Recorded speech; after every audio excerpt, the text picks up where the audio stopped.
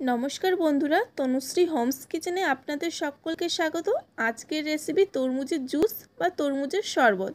বন্ধুরা, ভিডিওটি শুরু করার আগে আমার এই চ্যানেলটি যদি সাবস্ক্রাইব করা না থাকে সাবস্ক্রাইব করে নেওয়ার অনুরোধ রইল। আর পাশে থাকা বেল আইকনটিও প্রেস করে নেবেন যাতে আমার চ্যানেলে আসা প্রত্যেকটি ভিডিও নোটিফিকেশন সবার আগে আপনাদের কাছে পৌঁছে যায়। তরমুজের শরবত বানানোর জন্য আমি এখানে 2 টুকরো তরমুজ নিয়েছি। এরপর একটা গ্রেটার নিয়ে নিচ্ছি।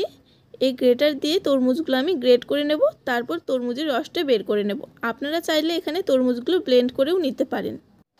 এখানে তরমুজের রস বের করে নেওয়া হয়ে গেছে, এখন একটা গ্লাসে ঢেলে নেব। বন্ধুরা, আপনারা একদিন হলেও এইভাবে তরমুজের জুস বা তরমুজের শরবত বাড়িতে বানিয়ে দেখবেন, আশা করছি আপনাদেরও দারুণ লাগবে। এরপর দিয়ে দেব 1 চামচ চিনি। আপনারা নিজেদের পছন্দ অনুযায়ী এখানে চিনিটা কম বেশি করে নেবেন। দিয়ে দেব স্বাদ অনুযায়ী লবণ। এরপর দিয়ে দেব 1/2 চামচ লেবুর রস। এখন এই সব কিছু ভালোভাবে মিশিয়ে নিলেই তৈরি হয়ে যাবে তরমুজের জুস বা তরমুজের শরবত। আর আমি এখানে আগে থেকে একটা লেবু এভাবে গোল করে কেটে রেখেছিলাম, এটা আমি গ্লাসের এক সাইডে দিয়ে দেব। এখন এই তরমুজের জুস বা শরবত পরিবেশন করার জন্য একদম তৈরি। তো বন্ধুরা, ভিডিওটি কেমন লেগেছে অবশ্যই আমাকে কমেন্ট বক্সে জানিয়ে দেবেন। যদি ভিডিওটি ভালো লাগে তাহলে অবশ্যই লাইক, কমেন্ট আর যতটা সম্ভব শেয়ার করে দেবেন। ভিডিওটি শেষ পর্যন্ত দেখার জন্য সকলকে অসংখ্য ধন্যবাদ। সবাই ভালো থাকবেন, সুস্থ থাকবেন।